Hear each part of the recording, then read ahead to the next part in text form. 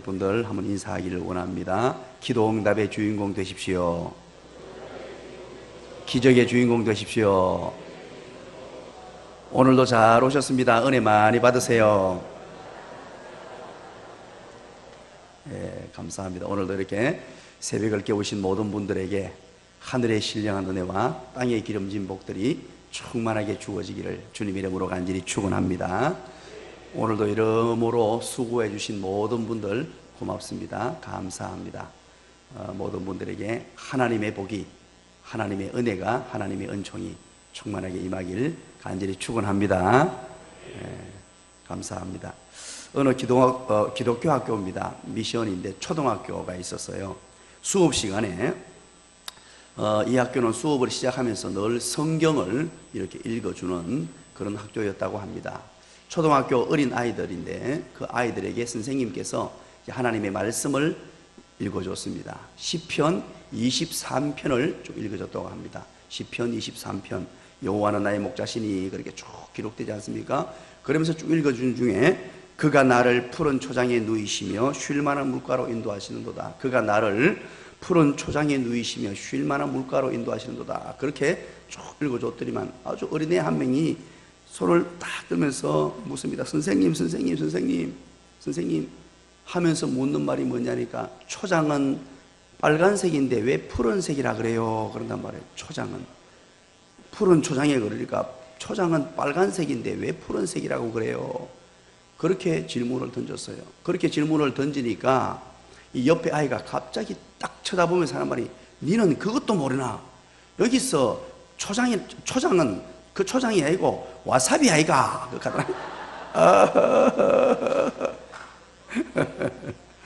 아이고야, 이 놀라운 것을 알아듣고 새벽에 웃으시네요. 사랑하는 여러분, 우리 아이들이 푸른 초장인지 푸른 와사비인지 무슨 이렇게 새벽에 나와서 잘 못 알아들을 수도 있어요. 그러나 새벽을 깨우는 이 아이들이 얼마나 소중한지 몰라요. 아이들 한 명 한 명 여러분 진심으로 사랑함으로 기도해 주시고, 또 아이들이 눈 감고 있다고 옆구리 찌르지 마세요. 그냥 편히 주무시도록 내버려 두세요. 괜찮아요. 그래도 귀로 쑥쑥 들어가고 있으니까 아이들 혹시 또 옆구리 찔러가지고 심장 상하게 하지 말고 하나님께서 사랑하시는 자에게는 잠을 주시나니 생각하시고 그렇게 사랑으로 보듬어 주시고 축복해 주시면 고맙겠습니다. 우리가 구약 성경 전체를 여러분 이해하고 계십니까? 구약에는요 역사서라고 있습니다. 역사서가 대략 한 12권 정도가 있는데, 그 역사서란 말은 말 그대로 히스토리, 모든 구약의 일들을 쭉 전개시키는데 그 중심에는 바로 구속사가 흐르고 있단 말이에요. 구속사적 관점으로 이 모든 일들을 전개하고 있어요. 그런데 이 역사서를 12권을 향해서 쭉 보다 보면요, 때로는 감동스럽고 때로는 감격스럽고 때로는 가슴이 큰 울림이 오는 사건들이 많이 기록돼요.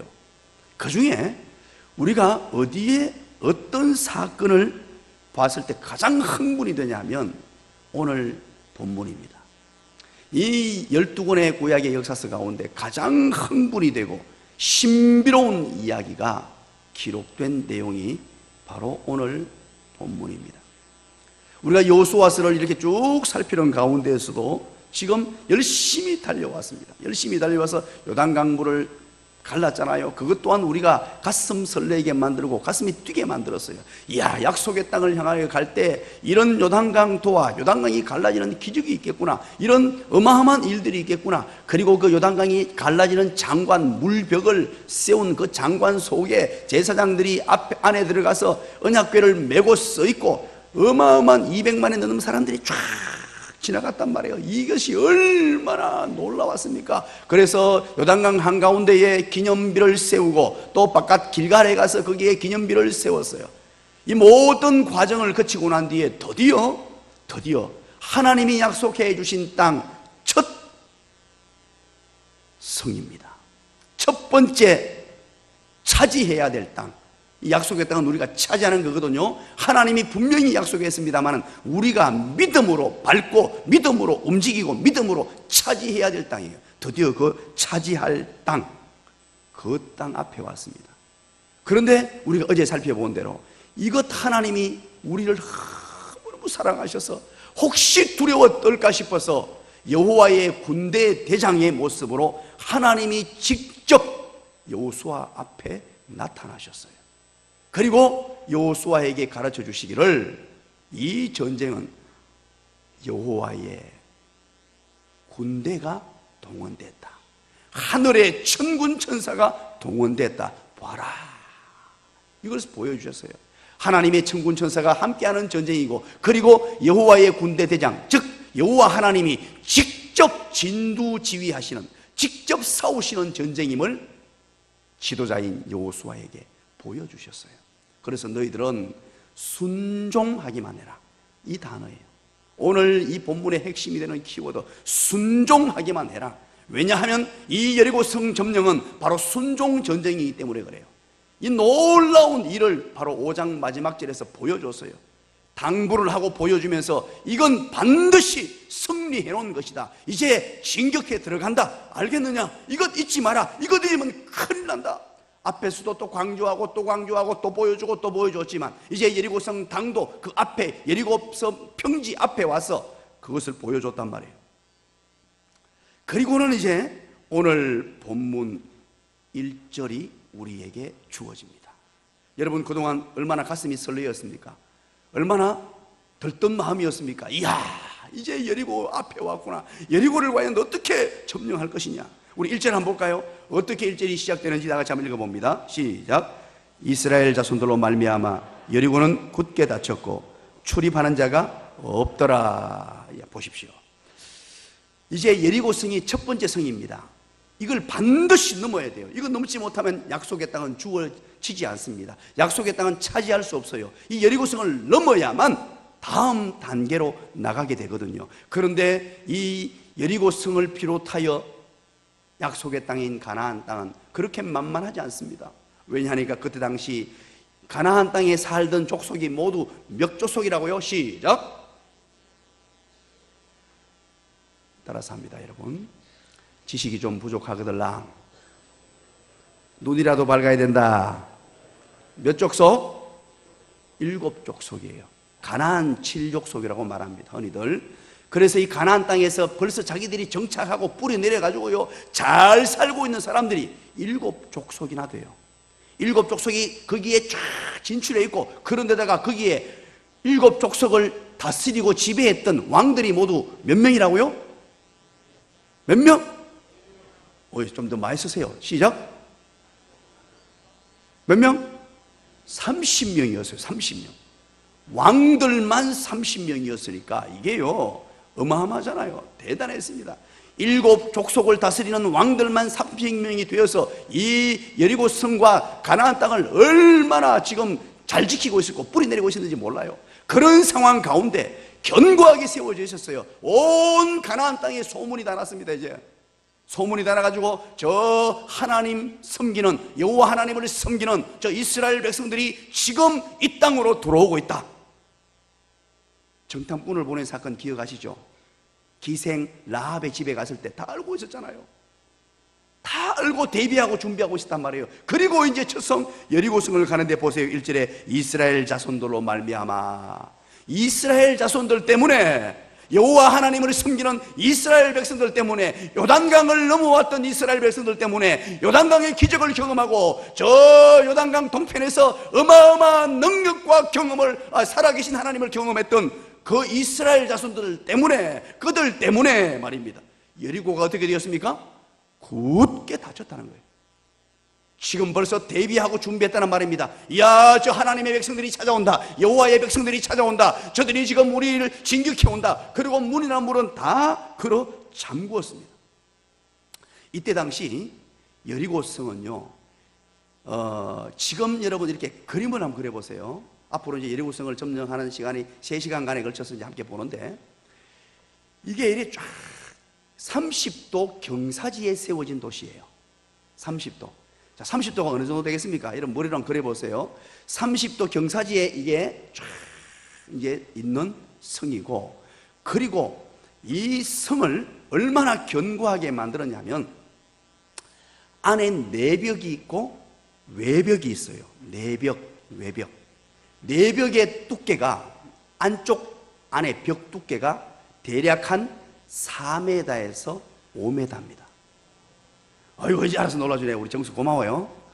안 놀라면 한 번 더 하려고 했더니만 여러분 아시다시피 제가 키가 좀 크잖아요. 그래서 제가 2m가 조금 안 돼요. 자, 그럼 어떻겠습니까? 벽이 제 키의 2배가 넘어요. 내벽이. 그리고 외벽이 얼마라고요? 1.6m. 외벽을 그렇게 세웠어요. 그리고 내벽과 외벽 사이가 대략 한 4, 5m가 됐어요. 4.6m 정도가 됐어요.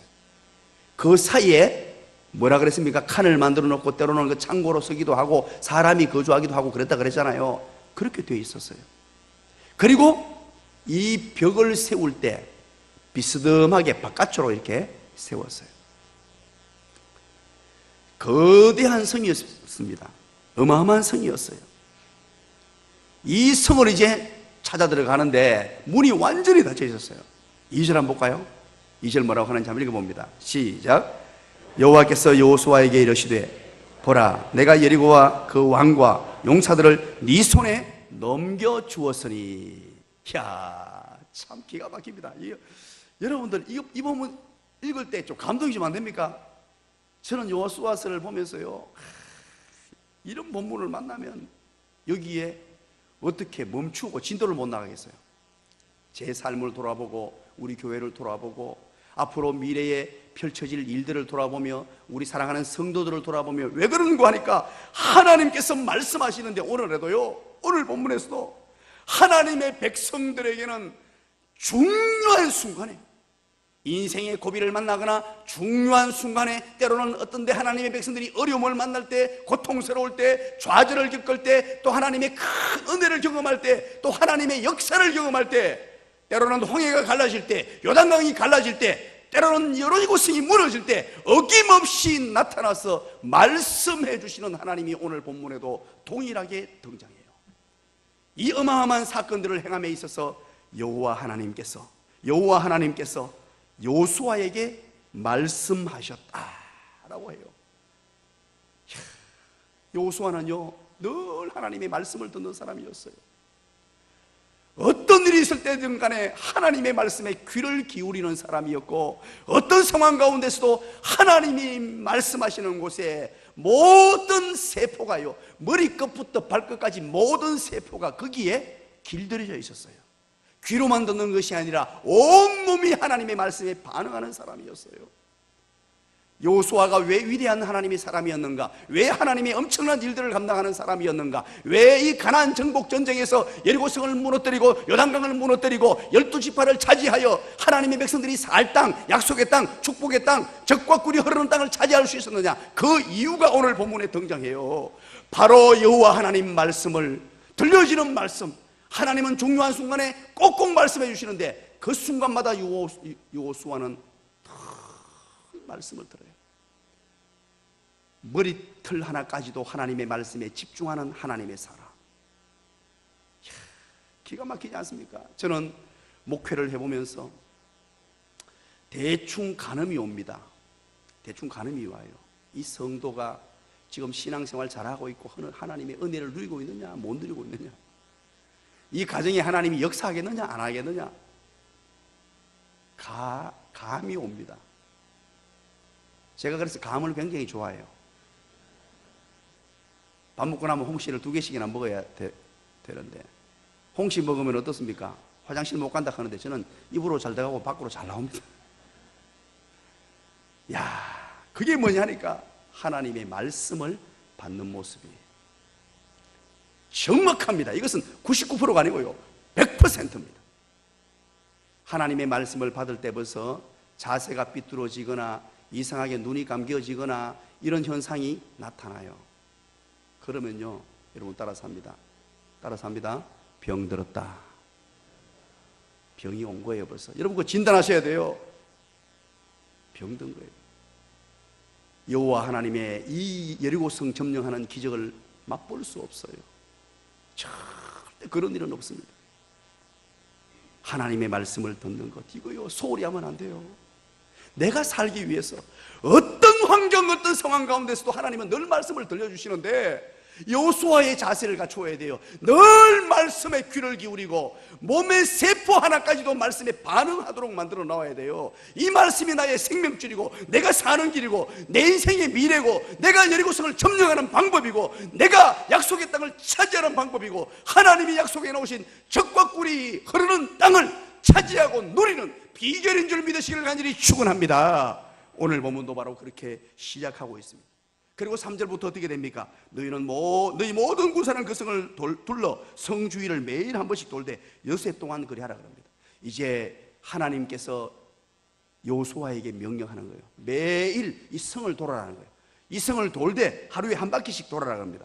여러분, 이런 생각을 한번 해보셨나요? 이 성이 과연 얼마나 컸을까?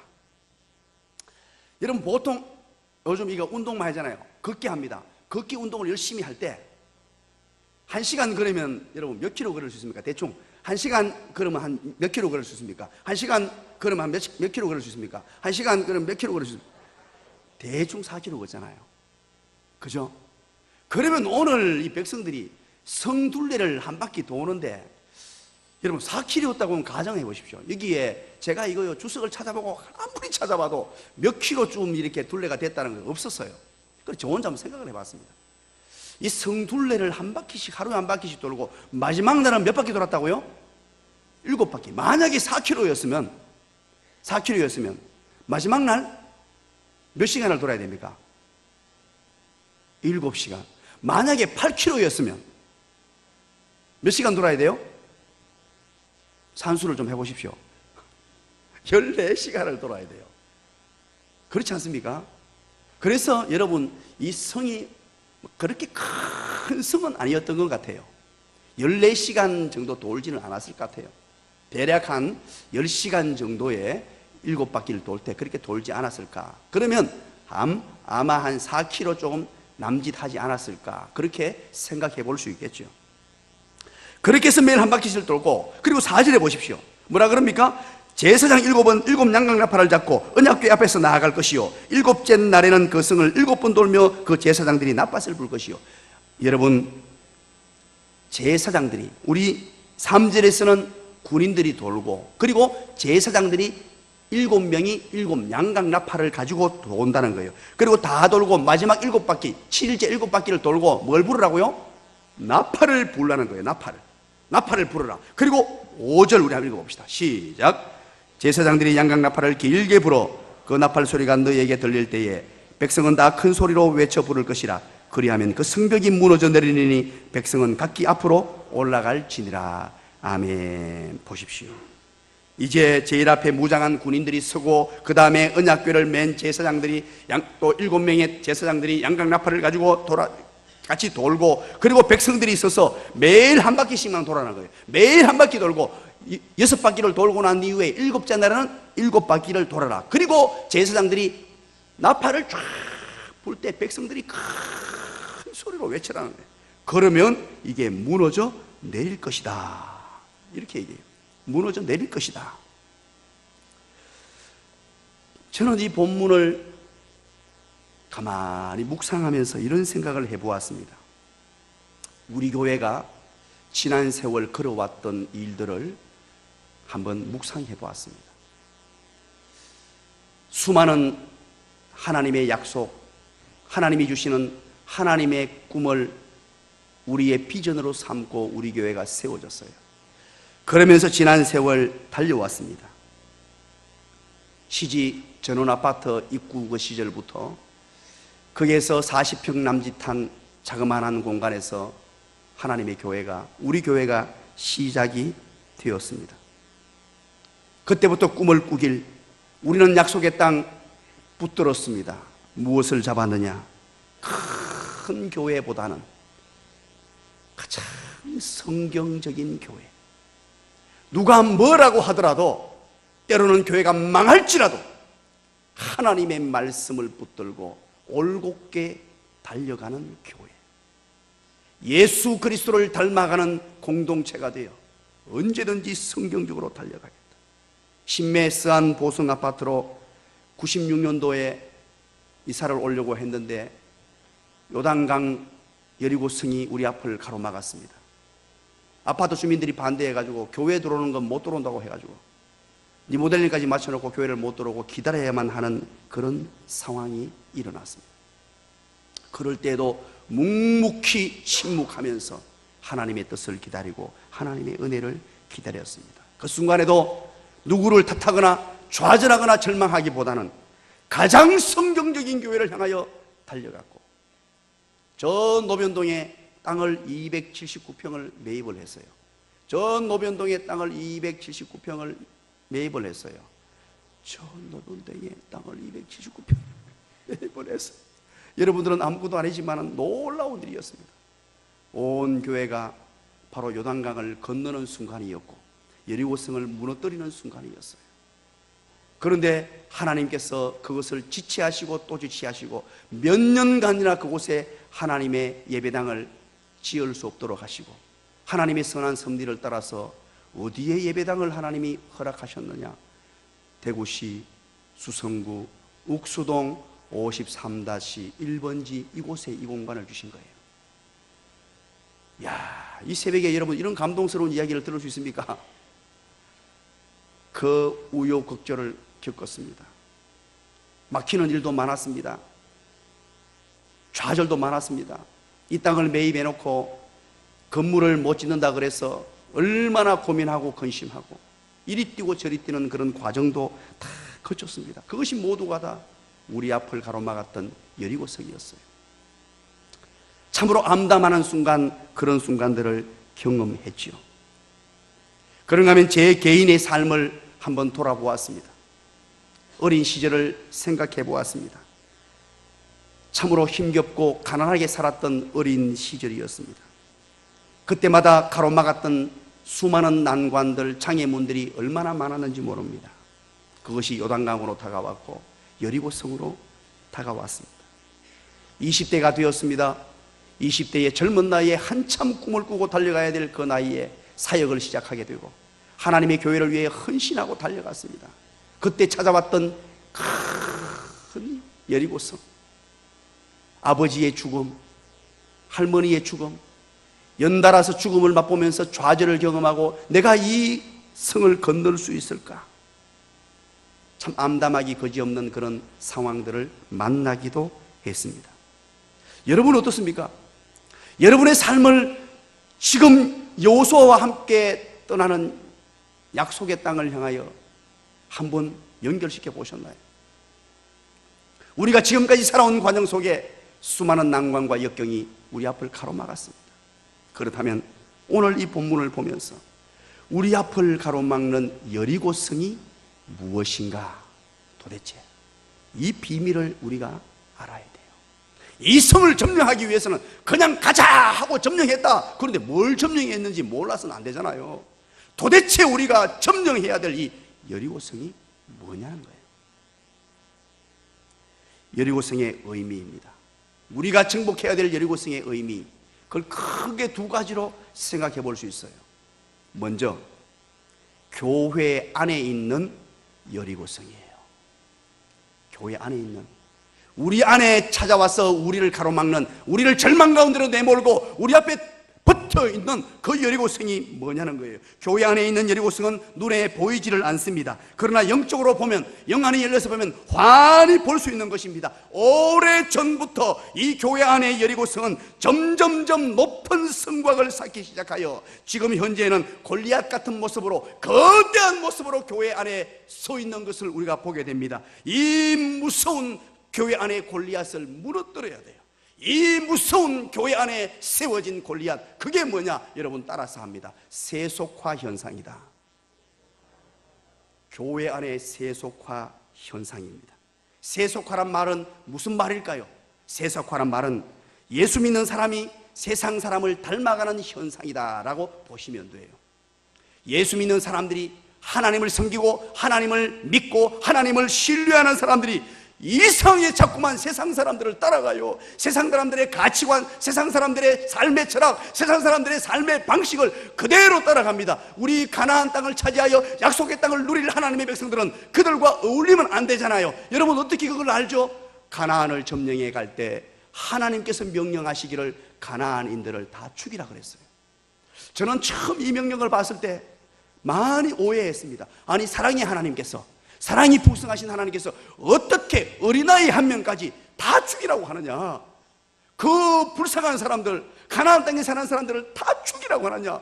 도대체 하나님이 사랑의 하나님이시고 이 모든 사람을 품으시는 하나님이시고 한 영혼을 소중하게 여기시는 하나님인데 어떻게 하나님께서 다 죽이라고 하느냐? 가차없이 다 죽이라고 해요. 이 본문을 보면 우리는 오해할 수 있습니다. 아니, 어떻게 하나님이 다 죽이라고 하시지?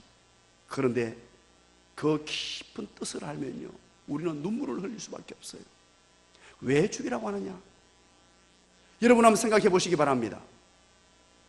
이때 당시에 이스라엘 백성들은 광야 여정, 텐트를 울러매고 장막을 울러매고 광야에서 텐트 치고 살면서요 40년간을 보면서 여러분 여성들이 화장이나 했겠어요? 화장했겠다 못했겠다? 할 수 없었잖아요. 여자들이 머리를 좀 꾸몄겠습니까? 머리를 감게나 했겠어요? 세수는 제대로 했겠어요? 묵을 물도 없는데, 묵을 물도 없었다며. 묵을 물도. 그런데 무슨 세수를 하며 머리를 어떻게 관리하고 어떻게 화장을 하며 광야를 40년간 돌았기 때문에 여러분 한번 생각해 보시기 바랍니다. 얼굴이 꾀샤샤하고 얼굴이 온갖 먼지가 다 묻었고 옷은 엉망진창이고 옷을 얼굴에 빨기나 했겠어요. 덕지덕지 먼지가 쌓이고 먼지를 뛰어넘어 엉망진창이 다 됐던 그들의 모습이었어요. 그런데 가나안에 들어가서는 그곳에는 그 사람들은 여리고성이라는 그 거대한 문명 속에서 여인들이요 화장을 했다나 왜했다나. 그런데 세수도 하고요 얼굴이 반들반들 여자들이 빛났다나 왜했다나. 그러면 어떻게 하겠어요? 그 땅을 차지하고 들어갔을 때 여러분 어떻게 되겠어요?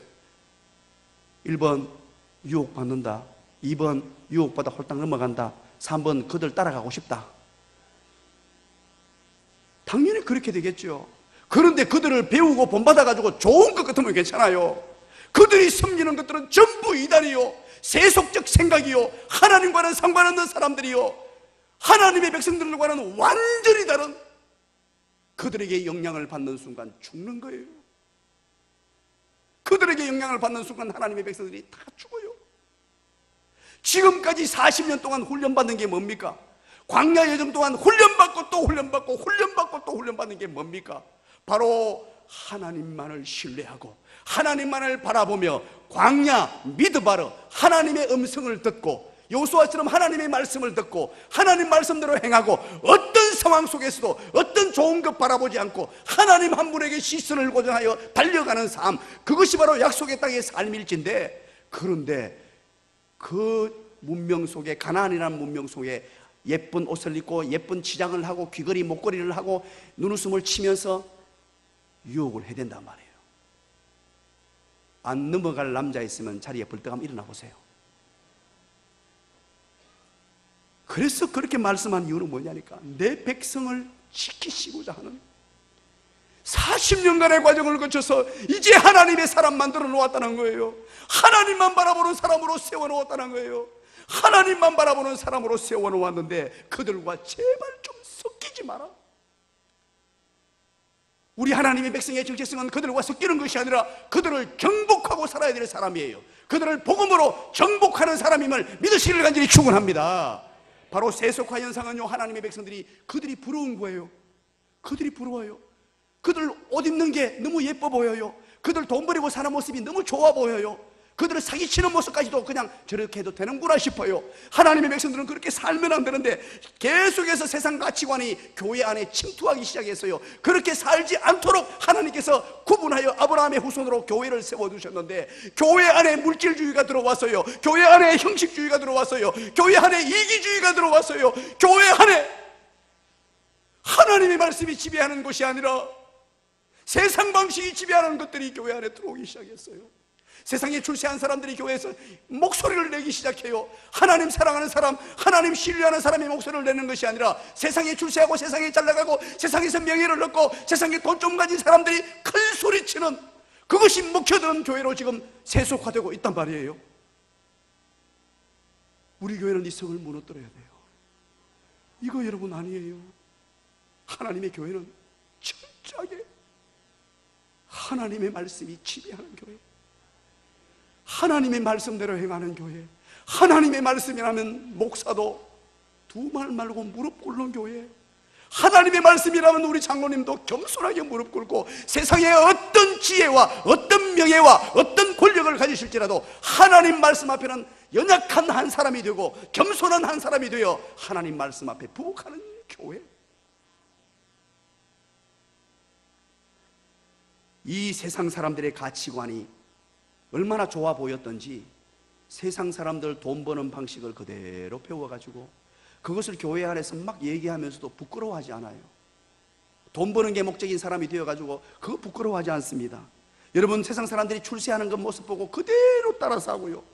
또 직분자들도 마찬가지예요. 교회 직분을 마치 국회의원 당선되듯이 똑같은 생각으로 출세의 자리로 생각하고 섬김의 자리가 아니라 이런 세속적인 생각들이 들어왔어요. 결혼 문제도 마찬가지고요.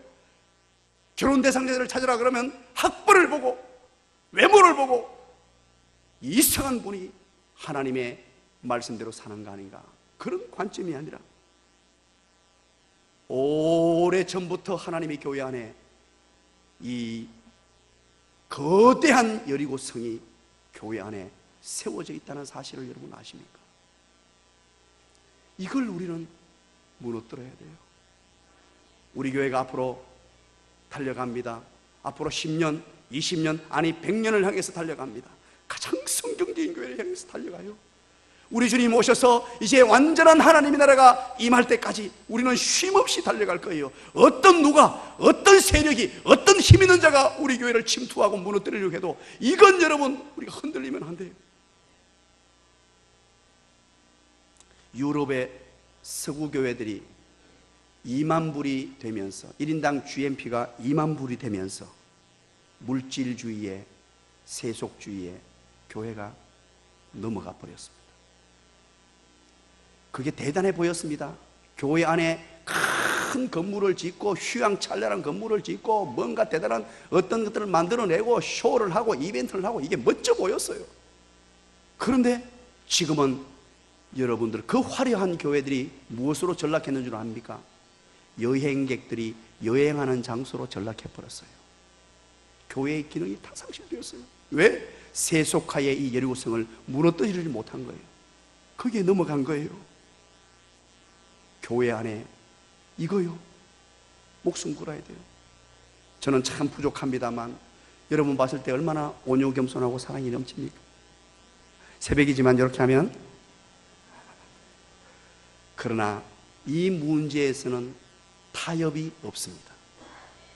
이 문제에서는 하나님 말씀 부여잡고 생명을 걸고 여리고성을 점령하고 이런 세속적 가치관으로부터 교회를 지켜내는 것이에요. 세상이 아무리 바뀌어도 여기에 흔들리면 안 된다는 거예요. 우리 한국교회가 어마어마한 성장을 거두었습니다. 저는 요즘에도 우리 한국교회를 위해 기도할 때마다 얼마나 눈물이 나는지 몰라요. 이렇게 하나님이 은혜 주시고 복 주셨는데 이 세속화의 여리고성 앞에 속절없이 무너져가는 모습을 볼 때 교회가 교회다워야 하고 목사가 목사다워야 하고 성도가 성도다워야 하는데 그것에서 지금 이 세속적 가치관에 속절없이 무너져가는 모습을 볼 때 안타까움을 금할 수가 없어요. 그러나 우리 교회, 앞으로 우리 교회를 필두로 해서 가장 성경적인 교회로, 이 세상에 우리 교회가 처음 출발할 때부터 늘 외쳤던 말씀이 있죠. 이 세상에 모델이 될 만한 교회, 하나님께서 야들아 이 시대의 교회는 이런 나눔과 섬김의 교회처럼 이렇게 돼야 된다, 믿으시기를 간절히 축원합니다. 그렇게 모델로 제시하는 만한 교회가 되기를 간절히 축원합니다. 여러분, 숫자에 연연하면 안 됩니다. 우리 교회는 숫자를 헤아리는 교회 아니에요. 우리 교회 몇 명쯤 됩니까? 저한테 묻지 마십시오. 묻는 사람이 종종 있는데 저는 몰라요. 몇 명이 되는 게 중요한 게 아니고 몇 명의 숫자는 어디에서 나오느냐, 한 영혼 한 영혼 소중히 여기다 보니까 많아지는 거지, 숫자로 보기 시작하면 그때부터 세속화에 빠지게 돼요. 사람 숫자가 힘이 되고 능력이 되는 시대이기 때문에 여러분 숫자에 연연하면 안 돼요. 그거 절대 묻지 마십시오. 여러분끼리도 우리 교회 몇 명쯤 됩니까? 묻지 마세요. 그 관심 가지지 말고 우리 교회 한 영혼 한 영혼, 혹시 우리 교회에 들어와서 어려움을 당하는 사람은 없는가? 우리 교회 성도들 중에 남 몰래 눈물을 흘리는 사람은 없는가? 우리 주님 하나님 제대로 만나서 하나님의 은혜를 누려야 될 사람은 없는가? 우리 교회에 들어왔음에도 불구하고 홀로 외로이 신앙생활 하시는 분은 없는가? 늘 시선이 거기에 머물러 있어야 되고 거기에 관심이 있어야 돼요. 온 교회가 숫자는 신경 쓰지 말고 오로지 한 영혼을 한 영혼. 그래서 숫자가 나오는 거예요. 그 결과로 나오는 거예요. 우리는 교활하고 무서운 세속화, 이것을 이기지 못하면 우리 교회의 미래는 없습니다. 이것을 철저하게 지켜내고 이 성이 세워지면 무너뜨려야 돼요. 두 번째는 바로 교회 밖에 있는 여리고성입니다. 그 교회 밖의 여리고성은 흔히 말해서 문화예요. 문화. 사탄이 주도하는 세속 문화입니다. 이게 지금 어마어마하고 거대하게 옵니다. 이걸 그런데 우리 그리스도인이 몰라요. 얼마나 무시무시하게 오는지 몰라요. 옛날에는요, 절대적인 진리를 인정하는 시대가 있었습니다. 절대적인 진리를 얘기하면 맞다 그러고 모든 사람이 공감을 하고 거기에 동조하고 동참했습니다. 그러나 절대적인 진리를 인정하지 않으려고 합니다. 너는 그거 믿어라. 나는 그거 못 믿겠다. 너는 그거 믿고 나는 나대로 믿을게. 너는 그거 옳으냐? 그래, 그거 옳다 쳐라. 나는 이게 옳다. 어떤 가치 기준을 정해놓고 네가 이거 옳으냐? 나는 이거 옳다. 자기 나름대로의 각자 소신이 있고 자기 나름대로의 똑똑함이 있어서 절대적인 진리를 인정하지 않으려고 합니다. 너에게 옳으면 너에게 옳은 것이지 나에게 강요하지 말라는 거예요. 나에게도 그거 옳다고 얘기하지 말라는 거예요. 그리고 내가 보기 좋고 내가 느끼기에 좋으면 그것이 나에게 좋은 것이다. 진리와 상관없이 그것 네가 좋으면 네나 믿어라. 나는 내 나름대로 믿을 게 있고 내 나름대로 인정할 게 있다는 거예요. 이런 사고 구조가 얼마나 무시무시한지요. 옳고 그름의 문제를 따지지 말라는 거예요. 옳고 그름보다도 내 나름의 방식이 있다는 거예요. 내 나름의 방식, 내 나름의 진리가 있다는 거예요. 이것을 가리켜서 여러분 상대주의적 가치관이라고 그래요. 절대주의적 가치관이 무너지고 상대주의적 가치관이 들어오면서 이상한 현상이 일어났습니다. 하나님이 말씀하시는 바 여러분 혼전 성결, 혼전 순결을 지키라는 이 하나님의 말씀, 이것이 그래 그거 절대적인 진리 너는 지키라. 나는 그렇게 못하겠다. 그거 못 지키면 어때? 이렇게 나오는 거예요. 여러분 학교에서 선생님과 제자 간에 어떤 기준이 있어야 되는데 나는 그렇게 못하겠다는 거예요. 부모 자식 간의 관계도 나는 그렇게 못하겠다. 우리나라가 그렇게 해갖고 성경이 그렇게 하더라도 나는 그렇게 못하겠다. 나는 내 나름대로 방식이 있다는 거예요. 인간관계의 모든 규범을 파괴시킵니다. 자기 나름대로의 어떤 진리, 자기 나름대로의 어떤 가치체계를 가지고 자기가 최고라고 그렇게 인정하는 시대가 되어버렸어요. 그러다 보니까 남자와 여자가 만나서 결혼하려는 이 문제까지도 성경에서 말하기를 하나님이 아담을 만드시고 하와를 만드셔서 한 남자와 한 여자가 만나서 결혼하고 그리고 두 사람이 사랑하여 사랑의 결실로 자손들을 만들어내고 이 인류가 번식하도록 만들고 사랑의 관계를 만들어주신 이 창조법칙조차도 이것을 깨버리는 거예요. 이거 나름대로 남자가 사랑하면 어때? 여자가 여자를 사랑하면 어때? 이런 논리를 갖다 댑니다. 왜? 그들도 소수고 약자고 이러면서 약자를 보호해야 된다 그러면서 하나님의 말씀을 깨어버리는 거예요. 사랑하는 여러분, 오늘 이 동성애의 문제가 생각보다 심각합니다. 퀴어 축제라는 것을요 전국에서 지금 하고 있어요. 이 문제를 어떻게 볼 것이냐 꼭 기억하시기 바랍니다. 나중에도 제가 한번 말씀드리겠습니다만 시간이 없어서 간략하게 하고 넘어갈게요. 동성애자들을 사랑해야 됩니다. 이분들도요 도와주고 사랑해야 되고 복음 전파의 대상이에요. 이분들 우리가 목숨 걸고 그분들 다른 이웃들을 사랑하듯이 어쩌면 약자들을 더 사랑해야 돼요. 기본입니다. 이것은 하나님의 말씀이 그걸 말씀해 주세요. 그분들을 사랑으로 섬기고 섬김의 대상이고 사랑의 대상입니다. 그러나 그들이 하는 그 행위 자체를 인정해 주자는 말이 아니에요. 그들을 사랑하면 그 동성애에 덧대서 건져내야 돼요. 여러분 성경에 보십시오. 레위기 18장 22절, 레위기 24장 13절, 왕상 15장 12절, 로마서 1장 27절, 고린도서 6장 9절 10절, 유다서 1장 7절 등을 비롯하여 쫙 기록된 게 동성애를 하지 마라. 하면은 죽이라. 어마어마. 그런데 이 세상의 문화가요, 특히 우리 한국에 이게 급속도로 지금 그 근본 저변에 깔려있는 게 사랑하라는 거예요. 그 약자를 돕자, 함께 가자는 의미로 그렇게 하는 거예요. 그 맞습니다. 그거 인정합니다. 그렇게 해야 돼요. 그러나 그 덫에 넘어가면 안 돼요. 이런 문화들이 지금 교회를 위협하고 있습니다. 오늘 이 큰 여리고성 이제 어떻게 이것을 정복할 것이냐? 하나님의 방법으로 정복하는데요. 하나님의 방법으로 어떻게 할 것이냐? 내일을 기대하십시오. 내일 우리가 이제 이 정말로 어떤 방법으로 이것이 무너지게 되느냐, 이 철옹성 같은 여리고성이 무너지는 현장을 내일 한번 보겠습니다.